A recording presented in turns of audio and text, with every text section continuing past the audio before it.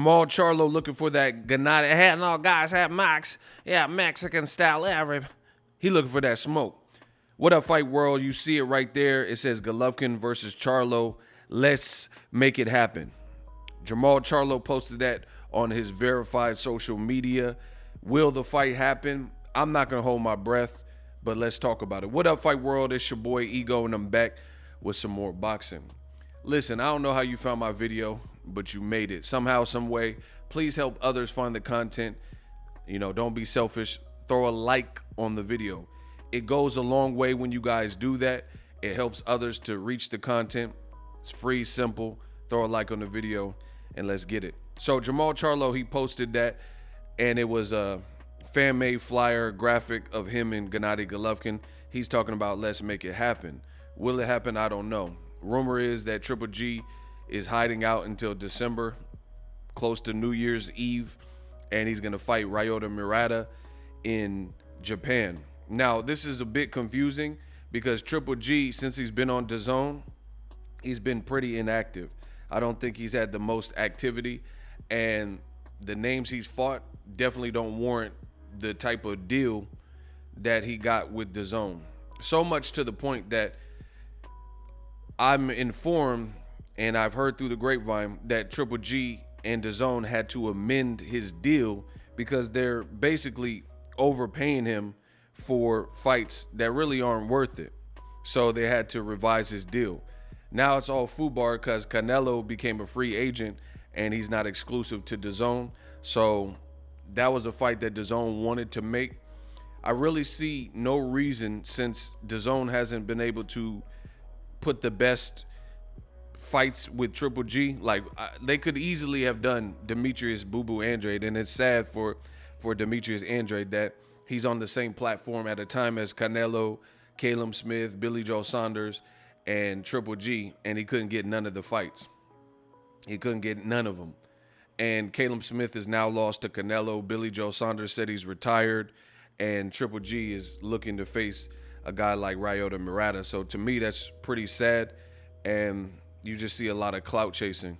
You see a lot of clout chasing about how Andrade, needs the Charlo fight, which is, it's the same thing we're seeing with Shakur Stevenson and Tank Davis. Old media wants to put that at the forefront, and that's easily the harder fight to make as opposed to two top-ranked fighters, Lomachenko or a fight with Oscar Valdez, who are on the same side of the fence, same side of the street as Shakur Stevenson, who just delighted many who watched him and had a sensational performance against Jamel Herring over the weekend.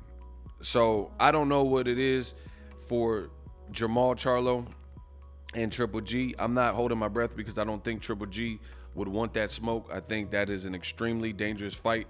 You look at a fight with Montiel, that's a great learning lesson for Jermall Charlo, just because he had an opponent that wouldn't go away. So in them later rounds, you could tell Jermall Charlo, he willed his way through that, and he was getting tired, and he still was putting vicious punches together. He just had an opponent that wouldn't go away. Triple G, I don't believe he likes to get hit from what I've seen. And I know that sounds cliche. I don't think many people like to get hit hard and get hit with crazy shots, but different people respond to it differently. And Triple G doesn't like to be backed up, and he doesn't like to get hit, and he usually just reverts to a jab. The problem is Jermall Charlo as well has a great jab, one of the best jabs. I think some of the best jabs in boxing off the top of my head, Jermell and Jermall Charlo, Errol Spence, and Shakur Stevenson. Triple G has a very good jab too, so you can put him up there. But all in all, Jermall Charlo has probably more tools. He's athletic. He has better speed. He's definitely durable and tough. He showed you that in his last fight.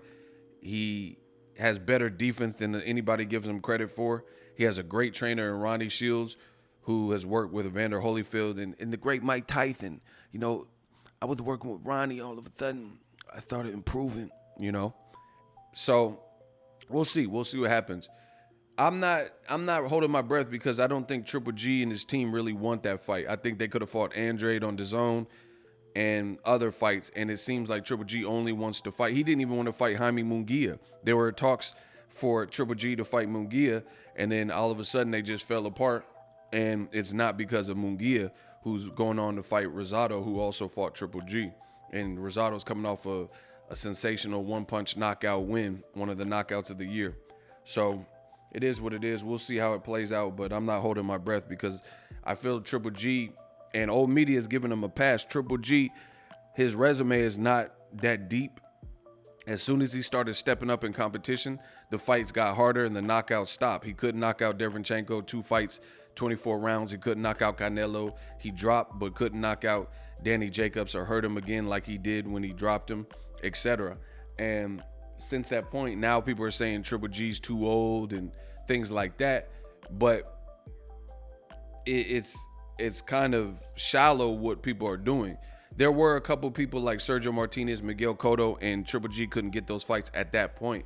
But they try to make it look like Triple G was the boogeyman, but many people stepped up to the plate and continue to step up to the plate and say they're down to fight him, including Jermall Charlo, the likes of Demetrius Andrade. When Canelo failed a drug test, you guys could look this all up. When Canelo failed a drug test with clenbuterol and Triple G said he wanted to continue fighting on the quote-unquote Mexican days in May, he couldn't fight Canelo because he was suspended for 6 months because of the failed VADA test. Triple G got 2 people, Gilberto Zurdo Ramirez and Bob Arum, said they would step up, and also Demetrius Andrade, and Triple G elected to fight Vanes Matarosen, who was exiled from PBC. He was on a 2-year layoff in a loss to Edislandi Lara. And he was of a former division. He was at 154, not 160. And that's who Triple G chose to fight. So that tells you everything you need to know about Triple G and the type of fights.